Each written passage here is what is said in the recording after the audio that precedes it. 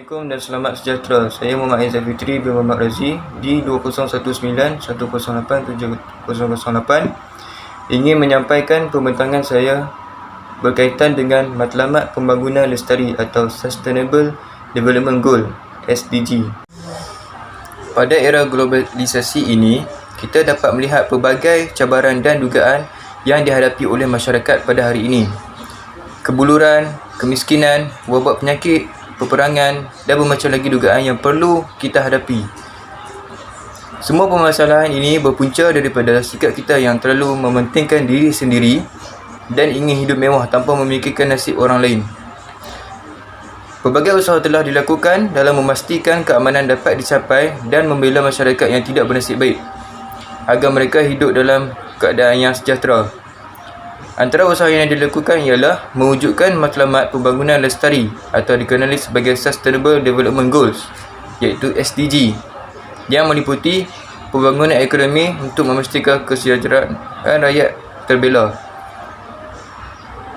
Pertubuhan Bangsa-Bangsa Bersatu telah memperkenalkan 17 matlamat yang perlu dicapai oleh semua negara bangsa menjelang 2030. Daripada 17 matlamat tersebut, satu matlamat SDG yang saya pilih untuk dibincangkan di dalam penulisan esei dan pembentangan ini iaitu menghapus kemiskinan. Sebagai permulaan bicara, saya ingin menerangkan tentang matlamat yang telah dipilih iaitu menghapus kemiskinan. Dalam mengupas isu ini tentang masalah kemiskinan di Malaysia, terdapat satu laporan yang dipetik daripada kenyataan pelapor PBB iaitu Philly Alston telah membuatkan kita terkejut. Ini kerana beliau telah menyatakan kaedah yang digunakan untuk menentukan kadar kemiskinan di Malaysia adalah tidak sesuai. Menurut beliau, kaedah yang digunakan oleh kerajaan Malaysia adalah tidak realistik, iaitu RM980 sebulan bagi satu keluarga yang mempunyai 4 ahli. Akibat daripada penggunaan kaedah ini, kadar kemiskinan di Malaysia boleh ditakrifkan pada 0.4% dan memberikan gambaran bahawa Malaysia bukan dikategorikan sebagai negara miskin. Oleh itu, kaedah yang betul ialah kemiskinan relatif atau relative poverty yang banyak digunakan oleh negara-negara maju. Jika kaedah digunakan, Malaysia mempunyai 20% kadar kemiskinan yang ada.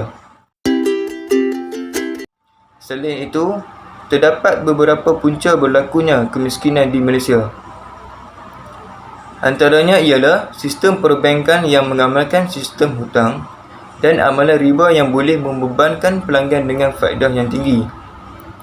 Hal yang lain ialah harga barang semakin meningkat dan gaji pekerja akan dikurangkan oleh sebab sistem perbankan yang dikenakan terhadap pengusaha yang menyebabkan kos sara hidup menjadi tinggi sekaligus menyebabkan rakyat tidak mampu menyara hidup dan jatuh miskin.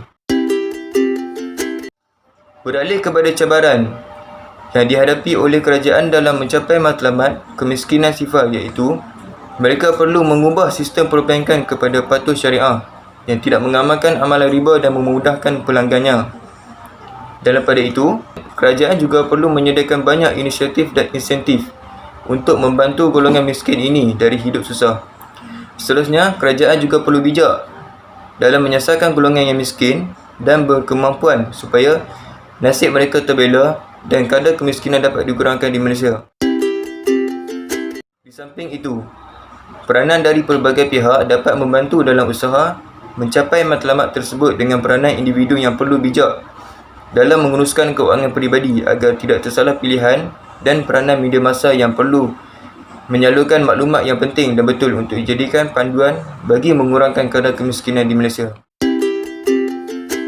Akhir kata, saranan saya adalah kita hendaklah berganding bahu dalam membantu usaha kerajaan untuk mencapai matlamat sifar kemiskinan di Malaysia dan juga membantu ahli keluarga kita dari masalah kemiskinan ini sekaligus dapat menjadikan Malaysia negara tidak miskin dengan mencapai matlamat SDG yang telah ditetapkan.